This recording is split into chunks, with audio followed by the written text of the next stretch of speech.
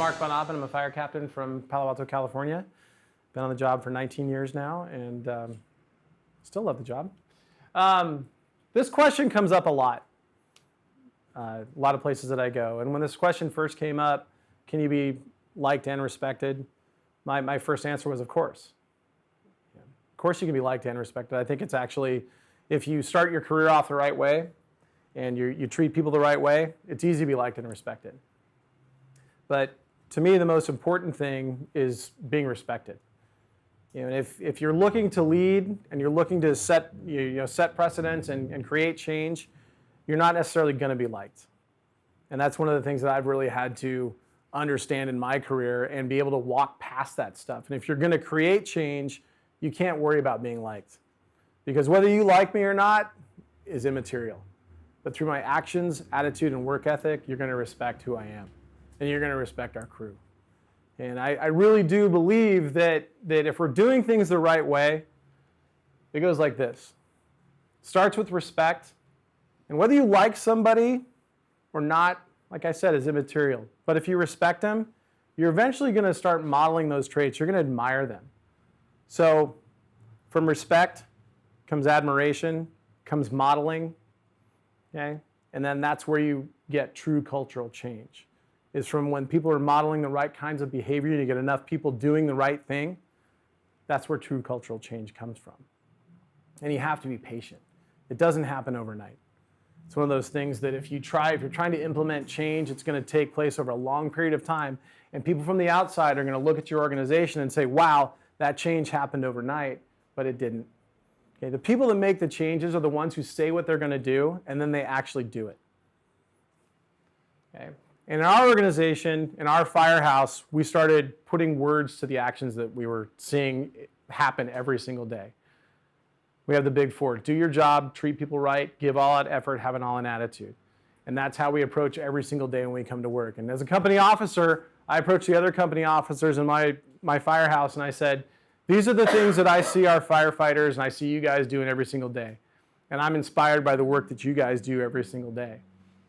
And I want to put the stuff up on the wall as a way of holding ourselves accountable to a standard, something that we can point to and say, this is what we do, this is how we do it in our house.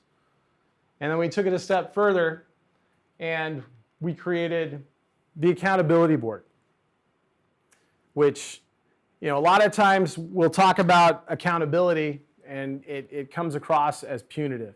You'll hear people say when they try to create cultural change, they'll come in and they'll say, we need to start holding people accountable. And they'll pound their fist. And when we talk about that, that means accountability is synonymous with discipline. And when we come from an area or a place where we're trying to create accountability through fear, fear-based tactics get short-term results, but they don't get long-term buy-in. Our accountability exists because we have the discipline to care about each other. And we accept the fact that excellence is our responsibility, and we're owning our responsibility to each other first and to the community that we serve second. Because if we're not supporting each other in the firehouse, we can't go out and we can't kick ass on the fireground. Okay? So we created this board where we signed our names to it. We signed our badge numbers to it. And where this comes from was my background as the son of a football coach. My dad coached for the 49ers when I was a kid, and when I was growing up, they had a board in the locker room, in the 49ers locker room, because accountability was a big thing in that organization. Mentoring was a big thing in that organization. All of the veterans were told that they were supposed to teach the rookies everything that they knew so that the 49ers in the 80s could maintain the excellence that they had enjoyed throughout that decade. And I saw this board in action. They had one in their locker room that said, I will not be out hit at any point this season. And it looked a lot like this. And the players signed their name and their jersey numbers to it as a way of saying, I'm doing this for you and you're doing this for me, and we're going to hold each other accountable to the standard. And when I was a kid in a defensive team meeting, because I used to work as a ball boy for the 49ers when my dad coached there, Ronnie Lott actually called Charles Haley out in a defensive team meeting where Charles wasn't chasing the ball. And the 49ers standard of play on defense was that they were supposed to get 11 players to the ball carrier, swarming defense so that everybody hustled to the play and they had the best chance of making the play. And they stopped the film and Ronnie Lott stood up and he said, hey, Charles, I want you to take a look at something. I want you to watch yourself on this play. and you're not playing up to our standard. You're not chasing the ball, you're dogging it, the play's going away from you, you're on the backside, you're not chasing the ball. Okay, that's not how we do things around here. Okay, that's not our standard. If you want to see how to play, you emulate Kevin Fagan and Pierce Holt. Watch them. Watch number 75 and watch number 78 and watch how they chase the ball. Okay? And it was okay for them to do that because they had this never satisfied mentality that they had built into the organization. And that's something that we've tried to instill in our people, that we need to constantly be getting better, never be satisfied, that nobody's going to come and tap us on the shoulder and tell us how to be great, that excellence is our responsibility. And that was something that was instilled in me when I was a kid, and something that when I became a firefighter, I would sit and complain about the imaginary they and them that would hold us back. And we all have those people in our organizations. The people that won't let us do what we want to do, won't let us progress the way that we want to progress, won't let us do the things that we want to do. But when you really think about it, those people are us. It's me and you, and we're holding ourselves back. So we started putting these things up. We put the sign up in our fire station. We have a Sharpie there.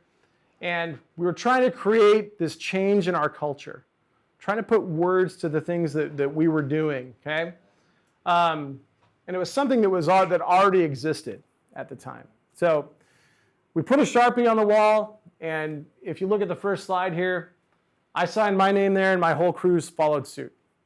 So we put it up on the wall, and what started to happen was, because this was something that came from our hearts and something that we believed in and something that we shot for, something that we strove for every single day, it didn't mean that we were going to reach it, and it didn't mean that we thought that we were perfect or that we were better than anybody else, but it was something that we believed in together and something that we were working towards. Nobody defaced it. It'd be something that would be very easy for people to do, to deface it and draw all kinds of terrible things on there, but because it was something that came from us and something that we believed in, nobody did it. And eventually what happened was people would start coming to the training center where we were training, and they would ask questions about it. Hey, what's this excellence is my responsibility sign? What's this big for? What does it mean? Where did it come from? Well, that came from us. We're accepting the fact that, if the bar is set here, if the organization is setting the bar here, we're going to raise the standard. Where complacency reigns, we're going to live rogue. We're going to push past that. We're not going to sit 10 toes up in the recliner. We're going to work harder than everybody else. Okay? We're going to raise the standard. And we're going to do it by doing our jobs, treating each other right, giving all that effort, and having an all-in attitude. And you'd see their faces change, and they would say, so that's coming from us? That's our thing? Yeah, that's ours. Well, can we come over and can we sign the board? Absolutely. We'll take all comers.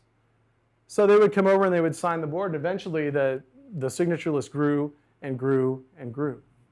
And one of the things that we have to really be careful to do when we're installing this thing is make sure that we instill this passion and this idea that excellence is your responsibility in our young people.